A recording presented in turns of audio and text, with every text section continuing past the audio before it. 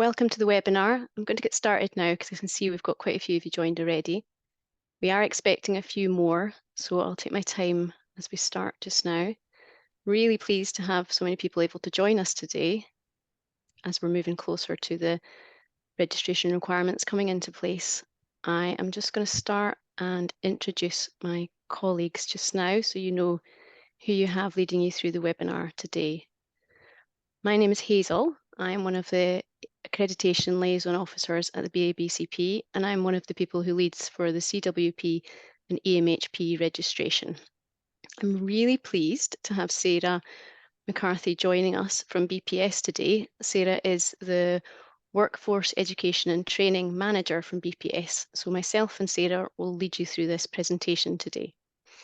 We also have some colleagues from BABCP joining us to help with questions towards the end. So I'm really pleased to say we have Rebecca Light, the Chief Accreditation Officer and Registrar, joining us today for BABCP. We also have Erin Graham, the Accreditation and Registration Manager, joining us. We also have Becca Simpson, one of our Wellbeing Liaison Officers within BABCP. And we're pleased that we've got Nina and Vicky, our Wellbeing Registration Office administrators, joining us today as well. They'll have some great input. You may recognise some of our names if you've been emailing into us before, so hopefully this will be a webinar where you can put some faces to names. We really want to encourage you to keep emailing us, so we hope this is helpful to you today. Basically, as most people will know, CWP and EMHP registration opened on the 24th of April in 2023. We also, I think a lot of people will be aware that registration requirements come into place on the 24th of April of 24. The registration requirements have been set by NHSE to help to support the implementation of your registration. And today in the webinar, we're really aiming to try and help everybody who hasn't yet applied for registration. We won't cover in so much detail registration maintenance. That's mainly because we did do our webinar in June last year, and I'm going to signpost you to that webinar later on within this current presentation. It's a useful one, so you can have a look at it. It's on our website. But we will cover maintenance in small amounts, but not in as much detail as just how to register. We have had quite a lot of questions coming in from you all as you registers, which has been really useful. We've tried to weave these into the presentation. We really hope to answer most of your questions through the presentation. If there's any that aren't answered through the presentation, please put them into the Q&A. We may answer these towards the end of the presentation. If you are able to like any questions that you see coming up in the Q&A, it will bump them up and mean that we're more likely to answer them, and it means that you won't have to repeat questions within the Q&A. Anything that isn't answered by the end of the webinar, we will then try and get you to email in, and we'll try our best to answer those queries. We will also send out an FAQ document afterwards, gathering together the questions that we've tried to answer within the webinar and any unanswered ones that we've found answers to. So we will share that with you so you have something going forward. There will be time for questions and answers at the end of the presentation today. So I would encourage you to try and keep your questions towards the end, because we have tried to answer most queries within the presentation. As I'm saying right at the bottom of the slide, please do keep emailing us, either myself at BABCP or Sarah at BPS. I'm going to hand over to Sarah now just to introduce a bit from the BPS. Thank you, Hazel. So hi, I'm Sarah from the BPS. So a little bit about the BPS is that it's a registered charity. We're a professional body and a learned society. So for over 120 years, we've championed psychology, psychologists, and now the wider psychological professions and workforce. And our aim is to support our members through every stage of their career. And we represent a community of more than 65,000 psychological professionals. We also accredit over 1,000 programmes to undergraduate, to postgraduate, and this includes the EMHP and the CWP programmes. So as I said before, we have more than 65,000 members that we all share a passion for psychology and its impact on individuals and society. So the BPS gives members the tools and resources to enhance their careers. This is really important to us. So with the latest psychological research, CPD opportunities, and we also offer tailored events for our members as well. So we are a forward-facing voice that speaks up for psychology, advocates for psychologists and the wider psychological professions. And we believe that community is in the heart of everything we do. And that's why, you know, we put on a lot of networking opportunities. They're very vast and they're very specific as well. So that's a little bit about the BPS, if you didn't already know. Thank you. Over to you, Hazel. Thank you. So from the BABCP side of things, we are the British Association for Behavioural and Cognitive Psychotherapies, and we're a registered charity and a professional association. We're the lead organisation for cognitive and behavioural psychotherapies, CBT, in the UK and Ireland. The CBT Register, UK and Ireland, is a professional standards authority accredited register.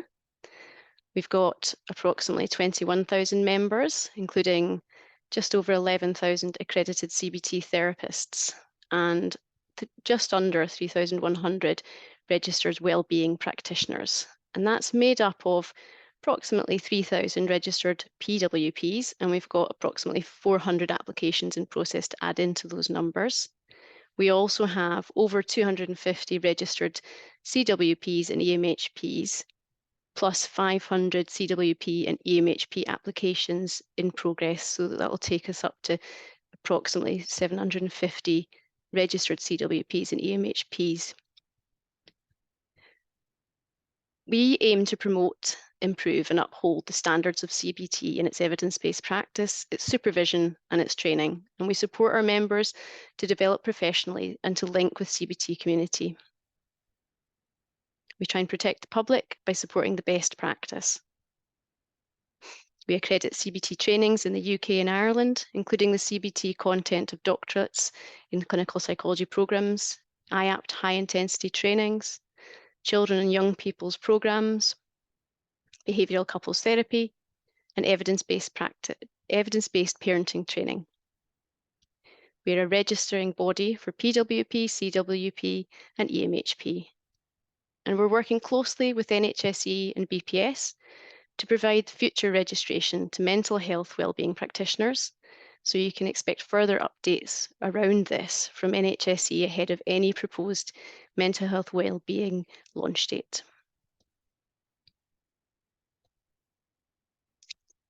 What's the importance of registration and accreditation?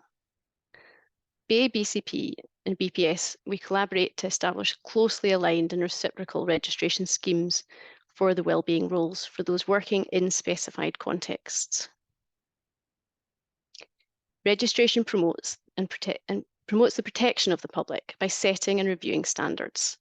It ensures that collaboration between national bodies, our employers and other key stakeholders to improve access whilst maintaining quality and standards.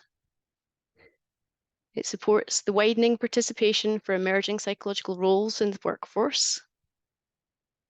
And it ensures entry routes are specified and it clarifies career pathways and progression. It ensures that professional competence is maintained through specific access to tailoring continuing professional development or CPD. It supports this workforce to advocate with employers, policymakers and other key strategic stakeholders. BPS and BABCP are both committed to strategically supporting the development of a diverse and inclusive wider psychological workforce, with registration supporting this.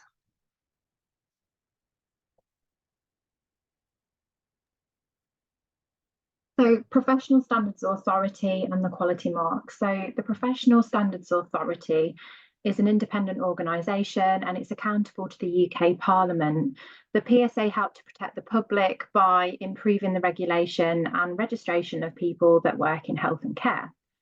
So being on a PSA accredited register ensures greater confidence in the safety and competence of the wider workforce because of the commitment to professional standards, safeguarding and ethical behaviours.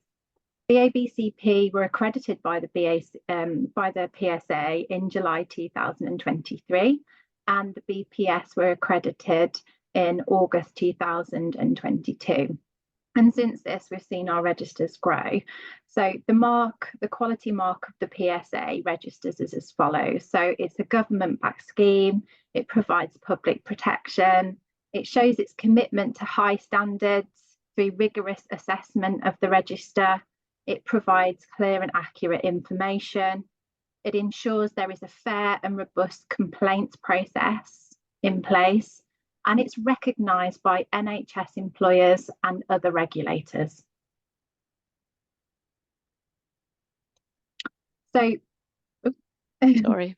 Previously I've spoken about the benefits of being on an accredited register, and registration provides many benefits to individual registration and practitioners too. So it ensures high standards and safe practice is maintained. It's recognition of your distinct professional role. It demonstrates knowledge, skills, and competence. It also provides an opportunity for further CPD. You become part of a professional community, and it shows a commitment to following a professional code of conduct and code of practice that mirrors other registrations, other accredited registers and regulatory bodies. So what does this mean specifically for CWP and EMHP professions? I suppose it's important for us to remember that 2017 marked the start of the CWP and EMHP professions, and that they really filled an unmet capacity within the CYP-MS services. So I suppose it recognises, or it creates a marker of quality practice, and it sets the standards for your work, for your own professions, at an early point within the professional development. It's formalising that requirement to engage in CPD, an appropriate CPD for you in the workplace. So it really creates a need for you to be engaging in the right CPD where you're working. Really important, it ensures that boundary for your low intensity work, and it clarifies and makes it very clear what systems of practice you should be working in, which is really protective for you as a practitioner, but also protective for your patients and for the public. It enhances your career progression. It allows you to have in-field supervisors and for us to develop in-field supervisors, and also to create the senior posts within your own workplace. So it gives you that career progression. We know that registration requirements are starting in April 24, and going forwards, if you're working in an NHS commissioned service, then you'll need to have applied.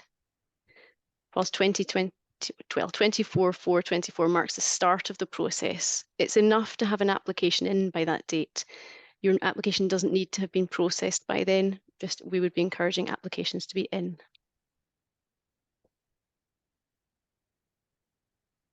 So it's really important that we share the criteria for the CWP and EMHP registration, and I'm guessing that's why a lot of you have joined this webinar today. So here's a breakdown for the CWP registration firstly. So to apply to join the register as a CWP, you need to be a member of the organisation that you decide to register with, whether that's the BABCP or the BPS. You need to be living and working within the UK, Ireland and its territories, have completed a HEE quality assured training programme or a BPS accredited CWP training programme, and this applies from some January 2022 cohorts and onwards. You must be able to submit a Supervisor CWP report and be receiving the appropriate supervision. You must meet the minimum clinical practice requirements and make declarations of working within a specified system of care and adherence to respective code of conduct, and working in a CYP MHS, so CAMS, local authority or voluntary sector. So as you can see, it's fairly similar for the criteria for the EMH EMHP registration. So all of the same things. So making sure that you've completed a HEE quality assured training program or BPS accredited, be working within the UK, submit a supervision report, meet the clinical minimum clinical practice requirements, and working within the specified system of care, and be working in an MHST. Thanks, Sarah. So as an overview, we're really saying that having completed an appropriate training course for the registration that, or for the role that you're wanting to register for, that's very important. So very similar between the two professions here. And then we're really within CWP, we're wanting you to be employed within that specified system of care. And as Sarah was saying, that would be likely a CAMS, local authority, voluntary sector. We get a lot of questions about whether a CWP can work in an education setting. And yes, they can, but they can only be working as a CWP. It's very important that you're not working outside the scope of your CWP training. We would be looking for you to have that minimum of 2 hours clinical practice of CWP interventions per week. And as Sarah was saying, the appropriate level of supervision. The supervision has been set at certain standards. Ideally, it would be 1 hour of CMS a week. The minimum is 1 hour per fortnight. And these have been set because of the high CYP caseloads that we know that you have within CWP and EMHP professions. So it's really for model fidelity and safety for yourself and for your patients and the public. On the other side, across with EMHPs, the main difference is being the specified system of practice. We would be expecting you to be working within that MHST setting, minimum of 2 hours of EMHP interventions. Again, unable to work outside the scope of your EMHP training. And we would be looking for you to be carrying out your whole school approaches. That's that key part within your EMHP training. Similar supervision standards there. Supervisor credentials is something that comes up quite a lot within emails and has come up with the questions for the webinar. So we thought it would be useful to focus into this a little bit within this presentation. Now this is quite a busy slide, so I'm just going to lead you through it as best I can. We'll start with the supervisor credentials for CWP. So we would be looking for supervisors to have attended one of the nationally commissioned CWP supervisor training courses or to have completed the senior wellbeing practitioner training. As you'll be aware just now, there is an option that if supervisors haven't attended or aren't on one of the training courses for supervision, then it might be suitable if they have been providing supervision to CWPs for 2 years. Now, this is a current requirement and very likely to change in the future. We are looking for supervisors to book on to the suitable supervisor training courses. Jumping across to EMHP, very similar. We would be looking for supervisors to have attended the EMHP supervisor training courses. If they've been providing supervision to EMHP workforce for 2 years, at present we would accept that as a suitability criteria. Again, this is very likely to change. We do get a lot of questions about how do you identify whether your supervisor training course is one of the nationally commissioned ones.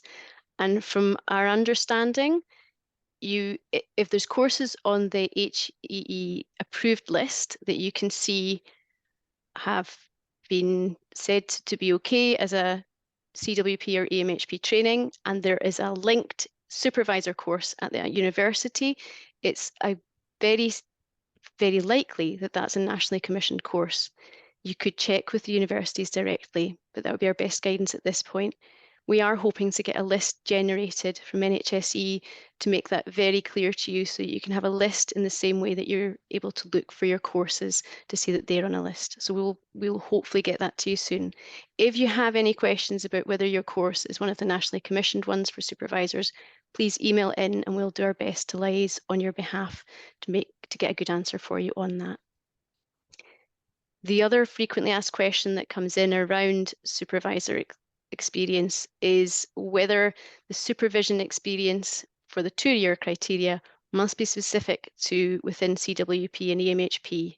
And the answer to that is yes. We really are looking for, if you're supervising EMHPs, we would be wanting you to have had supervised the EMHPs specifically for 2 years previous to that. And the same with CWP. So we're looking for that experience within the profession that you're currently supervising.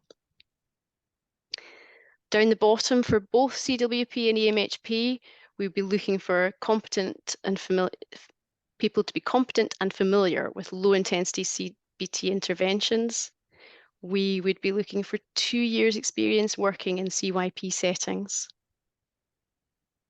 We would obviously be looking for experience in community settings if you're a CWP supervisor.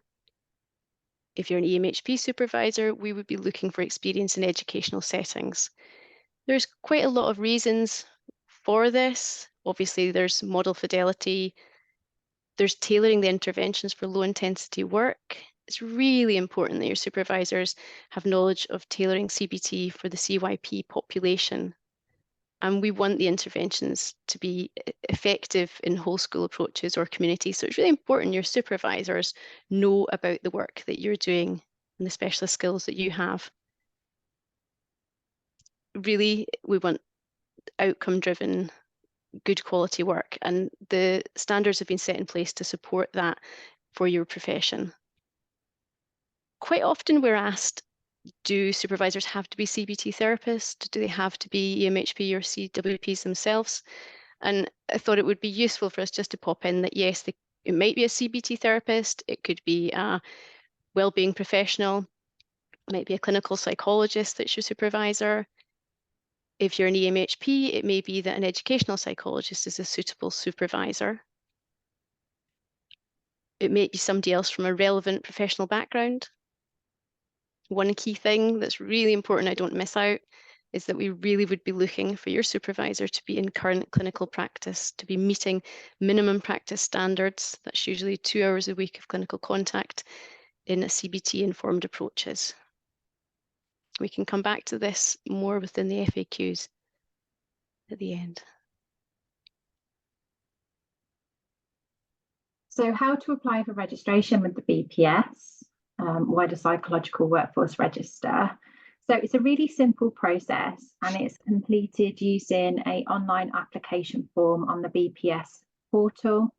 You can apply to become a BPS member and register with us at the same time. And we've designed a new associate membership for you. So there's a screenshot there of a breakdown of what the online form looks like. Thank you. So more information about joining the register can be found on our homepage under Join a Directory or Register on the top bar. Our WPW Register webpage has helpful information about the register, how to apply and maintain your registration, and that's all under the Wider Psychological Workforce Registration page. And there's the web link as well at the bottom for you.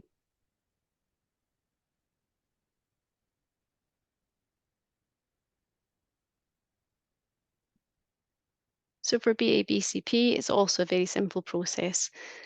There's an online form and that's accessible on the Wellbeing Practitioner Registration area of the BABCP website.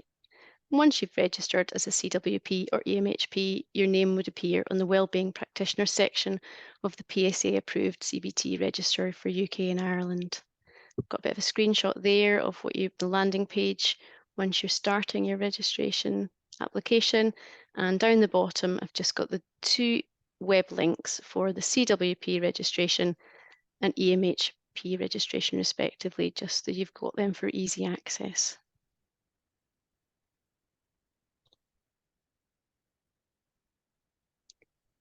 How to avoid delays with your application. We thought this might be a very useful one to cover within the webinar today. So top tips for this would be to ensure that you're meeting all the registration criteria, to ensure that your supervision hours and group sizes are a match for the requirements on the website. So I would encourage anybody just to double check their supervision standards against the criteria on either the BABCP or the BPS websites, just to make sure there's no hold-ups in that area. We would ask prompt payment. That can help. Keeping an eye on your email accounts that you've got linked to your registration in case we've emailed asking any questions. Updating us if you move service, or if you have a new supervisor after you've made your submission. That can be really useful to us. For current application processing times, I've got a link down there that's really useful to keep an eye on. Now, this is really hard, but if at all possible, we do ask just to avoid requesting information on your applications until any advised timeframes has passed. But we do understand that's quite difficult when you've got an application that's waiting to be processed. We have recently increased our resources to try and support you through the registration process, just because at BABCP we're really where we've got high demand and high surge in applications, which is brilliant. So what we've done is try and increase our capacity to help put applications through the process much quicker with new staffing and staff moving in from other areas. So hopefully that'll be something helpful to everybody over the coming months. Once you've got your registration, this is the slide for ongoing registration requirements. So I'm going to do this one quite fast, just because I know we've got that other webinar that you can access. So we've got minimum 5 CPD activities a year. Is something that you need to be doing once you've got your registration. And actually, as you've got your registration application processing, you can be starting to gather these as well. Minimum of 5 CPT activities, as I've said, with reflective statements that correspond to that. We want you to be maintaining appropriate supervision alongside the live supervision twice a year. CPT activities that are specific to your role, so maybe underpinned by CBT or social learning theory, maybe whole school approaches if you're an EMHP. A yearly declaration confirming your fulfillment of practice supervision and CPD for both professions. Yearly audit, which is sent to approximately 5% of the CWP workforce and approximately 5% of the EMHP workforce. You usually have about 6 weeks to respond to these requests for audit, and they're just a really good way of ensuring safe and effective practice and ensuring that competencies are being maintained over the years. Minimum practice requirements to keep your registration in place: 2 hours a week of minimum of CBT informed practice for your particular registration type. Both assessment and intervention are really important here. And you could put in a leave of absence if you go out of practice for more than a year. All registrants, accredited or registered, are required to abide by the respective standards of conduct and performance and ethics of their chosen organisation. Both organisations, BPS and BABCP, have a complaints procedure to investigate issues relating to the fitness to practice of registrants in line with maintaining public protection. The complaints procedure ensures that we respond to complaints swiftly and professionally, and that we take fair and proportionate action. So we ask that you review the earlier webinar with a focus on ongoing registration if there's any other queries in relation to ongoing registration. So I've just put a link there. If you follow that one, it'll take you to the previous webinar. I'm now going to move on just so we can cover more within this webinar. Sarah. Membership and registration costs. So the cost of registration has been designed to try and be as affordable as possible and in line with national pay scales. So you can see from a BPS point of view and a BABCP, they're quite similar. So membership from BPS is a £32 one-off application fee and £46 to be an associate member, and the whole fee for BABCP is £82. So registration to the BPS is £50, BABCP £45. So total cost on first application for BPS is £128 and £127 for BABCP. And then the total ongoing cost is £96. And this can be paid in instalments after the first renewal, and £97 for the BABCP, and payments by instalments likely to launch in 2024. So just to note as well that reduced rates are available within both organisations. So eligibility requirements apply. So please have a look on the respective websites to have a look at that.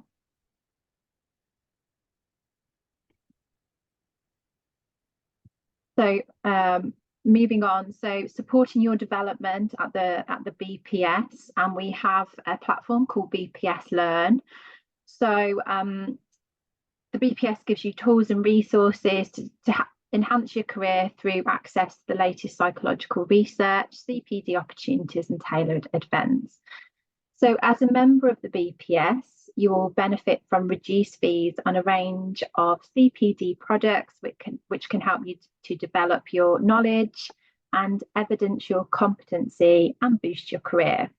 So there is a CPD platform called MyCPD, and you'll be able to record your supervision and CPD, allowing you more time to spend on what's important rather than the admin side of maintaining your professional development and CPD.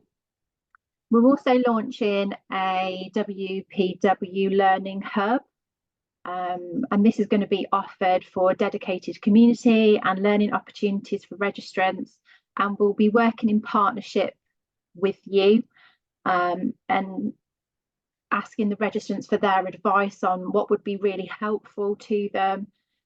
So we're really keen on hearing from members on the types of development and CPD that will be valuable to you, and creating bespoke packages and networks to broaden your understanding and evidence your competency. And I don't know if you can see, it's quite small, but there's just some examples of some free CPD to members there. So celebrating Neurodiversity Week, and there's some different webinars that you can attend, and all of these are accessible to you if you're a member, and they're on the website as well. So when you join the BPS, you'll not only be joining a supportive community of professionals, but you will also benefit from the support and experience of the BPS itself. So you have access to Member Connect, which is our online community.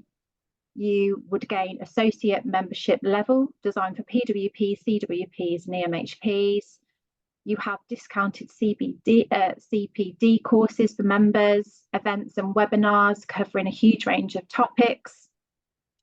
You also have access to free online BPS archive of academic journals and the Psychologist magazine, an opportunity to evidence your knowledge, skills and competence by featuring on the register, which is accredited, like I said before, by the PSA. So society members can choose to join member networks, and we've noticed that new joiners recently applying for associate membership and WPW register have been applying to join the following network. So Division of Educational and Child Psychology, the Education section, the Cognitive Psychology section, the Faculty of Children, Young People and Families, Division of Clinical Psychology, and the Faculty of Leadership and Management too. And I just wanted to mention, I didn't mention before, so the membership team are aware of the imminent deadline, and we're prioritising associate membership. So if you can submit all your evidence and there's no need for any further information, the application can be processed quite quickly. So our maximum time is 8 weeks, and the current turnaround for applications is 1 week. Thanks, Sarah. So the BABCP membership offer. We've recently celebrated our 50th birthday, and we're the lead organisation for CBT in the UK and Ireland. We support our members to develop professionally and to link with the CBT community through the special interest groups and the regional branches that we have. We offer a professional association that operating a PSA accredited and highly respected register for the CBT therapists and the wellbeing practitioners that we have. With that, you have your automatic membership of the European Association for Behaviour and Cognitive Therapies, the EABCT, and the automatic membership of the World Confederation of Cognitive Behavioural Therapies, the WCCBT. You get your free copies of the quarterly magazine CBT today as well, which I've got some pictures of just down the bottom there. The members area on BABCP provides guidance and webinars for your CPD. We also have regular CPD activities, including including an up-and-coming program of wellbeing specific activities, including CYP specific topics, which have been co-designed and co-delivered by wellbeing practitioners. I would encourage people to have a look at the 51st annual conference, which is coming up in July. There is a whole day dedicated to wellbeing specific events, and the spring conferences, which are coming up in just a few weeks' time. There is quite a lot of EDI activities which seem very relevant to the wellbeing population. We can also build further webinars from these sessions, and that's our intention, depending on the popularity of them. So we encourage you to keep in contact with us around those events. We try and keep it an affordable registration and accreditation with rates informed by national pay scales. It's a peer-reviewed process, and that ensures we stay up to date with current practices and any issues facing practitioners. We offer preferential rates at the national conferences and the workshops and masterclasses that we offer. And you've got your free copies of the Journal of Behaviour and Cognitive Psychotherapy and free access to our online journal, The Cognitive Behavioural Therapist, with an opportunity to publish and submit articles to peer-reviewed journals. Now, this slide is really where we're starting to try and evidence any known registration difficulties that we know people may have. So this might lead into some of the FAQs, but we thought we'll try and make sure these ones are mentioned. So if you're out of practice, you can register as a CWP or EMHP using the return to practice route for registrants. This is quite straightforward. We do advise that you're in practice 6 months, at least 6 or at latest 6 months after you put the application in, because you'll be audited at that point. If your supervision isn't meeting the registration requirements when you put your application in, we would be asking you to make modifications to those before we would be able to register you. So we thought this was something helpful to highlight at this point. We could keep your application open, but we would be looking for confirmation of modified requirements or modified arrangements to meet the registration requirements. If you are somebody who has moved on to high intensity training or is a senior wellbeing practitioner in post, you are able to register as long as you meet the minimum practice requirements for your registration role. So you could have a dual registration, but basically, if you're a senior wellbeing practitioner, we would be able to register you as long as you're meeting the minimum practice requirements for either the EMHP or CWP registration, dependent on the training that you have been through. Another query that comes up a lot is if people are employed under incorrect job titles. We would suppose be asking questions around, are these intended to be CWPs and EMHP roles, but they're not called that? Then it might be discussing with your managers or supervisors within your own service to see whether registration is a requirement for you. The next point, if your role is not currently within a defined system of practice, this isn't something that we would be able to offer registration at this point.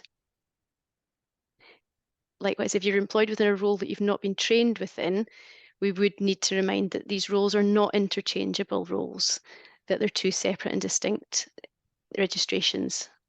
So we wouldn't be able to offer registration in a role that you've not been trained within. EMHP and CWP qualified, but your course isn't on the approved list. I guess there's a bit of a reminder, and Sarah has mentioned this earlier on in the presentation, that there are the BPS accredited courses. So if your cohort is from 2022 onwards, it might be worth reminding self that there's 2 lists to check to see if you're on one of those. And also, if you have any queries beyond that, it would be liaising with your university just to see if your course should be on a list or should be an accredited course. We can only register to the courses that are on either BPS accredited or on the original approved list. Just a reminder, do liaise with your PPNs or your NHS regional leads around any difficulties with registration. There is an exemption and competency scheme in early stages of development for NHSE. This will aim to support the workforce, and further details on this will be publicised in due course as soon as we have any of these details to give. To summarise, before we move on to question and answers, registration requirements come into effect in April 24 for all working CWPs, EMHPs within NHS commissioned services. Both BPS and BABCP offer equivalently recognised schemes that are approved by NHSE. Please visit BPS or BABCP websites to apply for your registration. They're both very simple, straightforward processes. Do email BABCP or BPS with specific queries. We are really keen to help to answer your queries, and if we can't, to raise awareness of your issues on your behalf. Please also highlight to your service leads or regional leads if you have any difficulty with gaining registration. As we've said, the competency exemption schemes are in development to try and support your registration. We'll share details on those when we have them. And I've just put a bit of a reminder, the 2 websites for you to visit just at the bottom of that slide there. And that brings us to the end of our presentation, and hopefully now we'll have some time for question and answer. So I'm just going to stop sharing and navigate back to the rest of the webinar just now.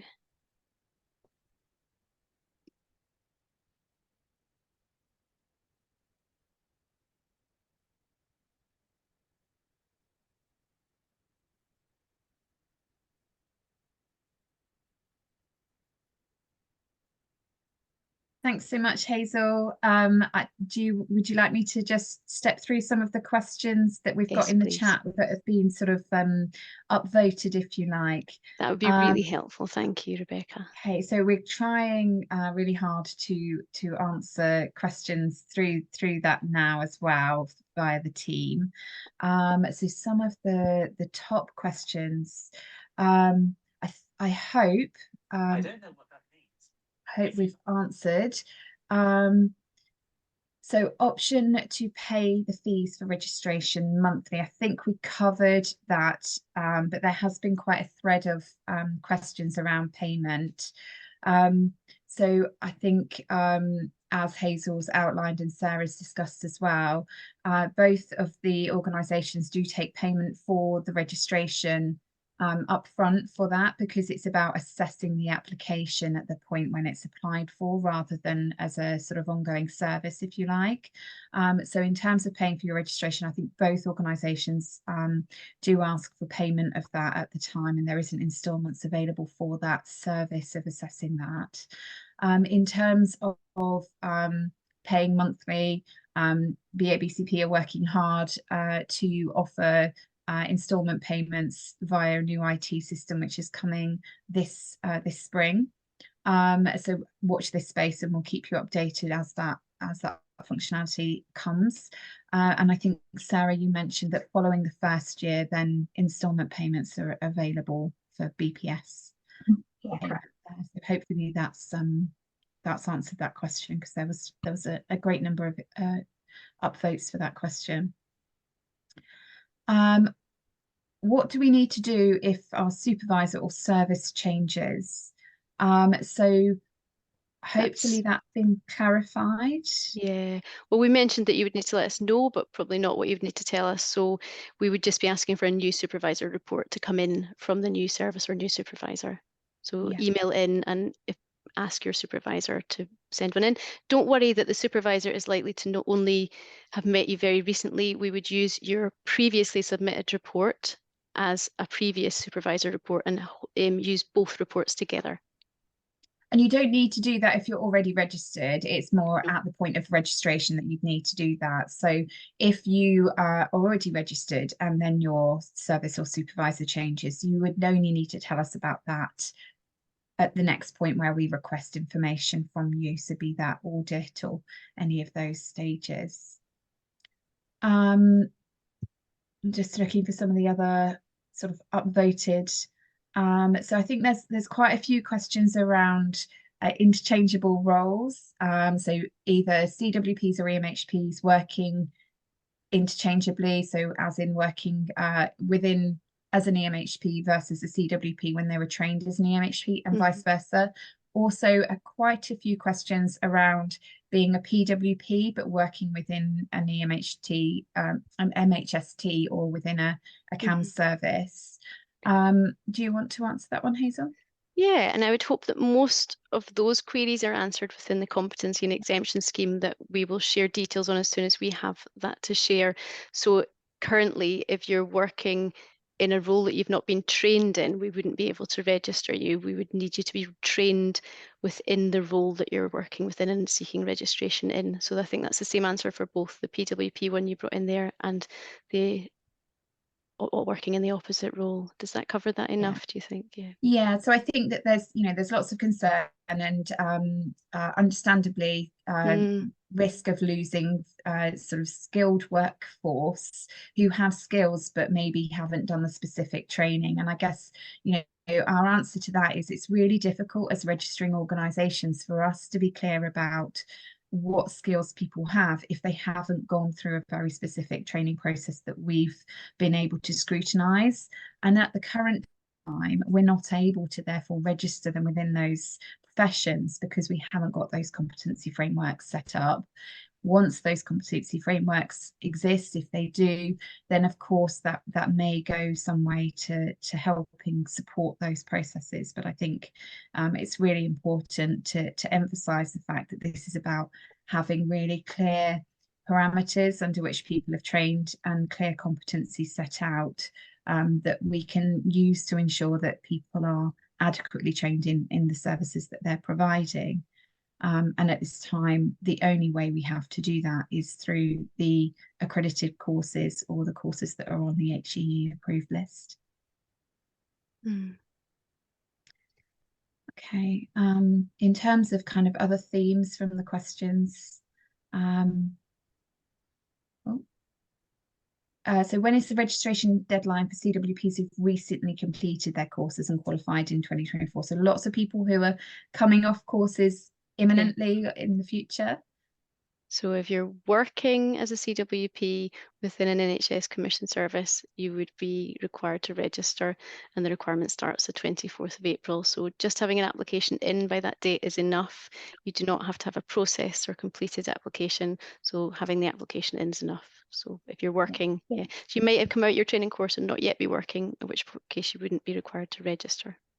And when we talk about the deadline, this is sort of the deadline for knowing that this is coming. So actually it's an open register and it's a starting date rather than a deadline. So it's a starting date for the expectation that if you're working in those roles, that you do apply for registration. Yeah.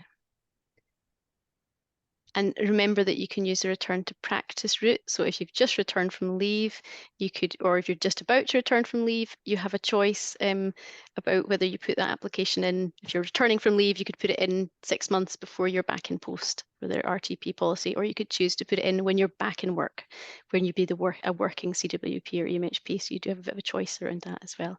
I just saw a question pop up in the chat, so I thought I would try and answer that at the same time. There's a few questions about if people are able to apply for registration before they've received their certificate or validation. So I think we can be quite clear about that. Yeah, we would need confirmation that you've completed one of the approved training courses or the BPS accredited training course. So you would need to wait until you had that confirmation. You could always email in and liaise with us if you feel, to check, is this enough evidence? And we'll certainly, we do have people who will email in their transcripts, etc., to see if it's enough evidence. So we're happy to support you with that. Yeah, and in our conversations with NHSE, obviously, the NHSE are aware of the fact that there may be delays in receiving certificates, and hopefully employers can be supportive of that in relation to expectations around registration. So. Okay. Are there any other themes, or have we answered most of the questions and answers, Rebecca? They keep jumping around. Let me see, I'll just jump in and see if I see any more that. So email address to contact us. The email address would be wellbeing registration at babcp.com. I do think that we might have put them in the already. In the presentation, it should be in the chat. We can share that within the FAQ document as well. So we'll remind of that there. I've popped can I in the chat as well. So It seemed to have info slipped at off the BPS, I think. PowerPoint.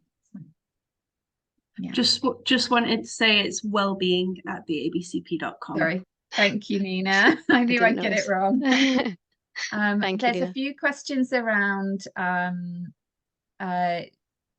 specific registration for supervisors or advanced practitioners or senior wellbeing practitioners. I think the response to that is that that's not something that's currently being offered or even being sort of planned for. We are focusing on the registration of the practitioners more generally. And whilst you might have specific skills, obviously you can evidence these through, you know, your own CPD and certification for those. But we have no plans at present to offer any specific additional registration types in relation to that. Okay. Excellent. Okay. Shall I How draw are we everything? doing with the questions?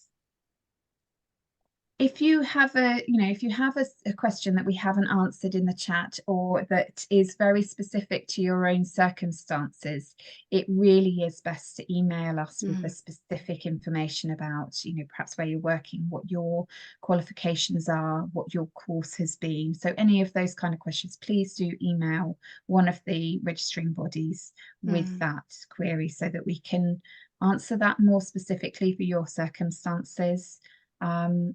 But hopefully we've given you a broad sweep of information today around registration processes. I just want to say a big thank you to Sarah and to Hazel for giving us all of that information. That's really, really helpful. Thank you so much. No problem. It's been really good to have so many people join us today, and I do hope people do keep emailing in. We are really keen to help support you as you move towards the registration requirements and beyond. And remember, as Rebecca said, it's the start of a process, not a deadline. So it's the start of a process for registration requirements. So please email us and we'll do our best to support you or to liaise on your behalf with NHSE. Okay, thank you all for joining today. Thank you, everyone.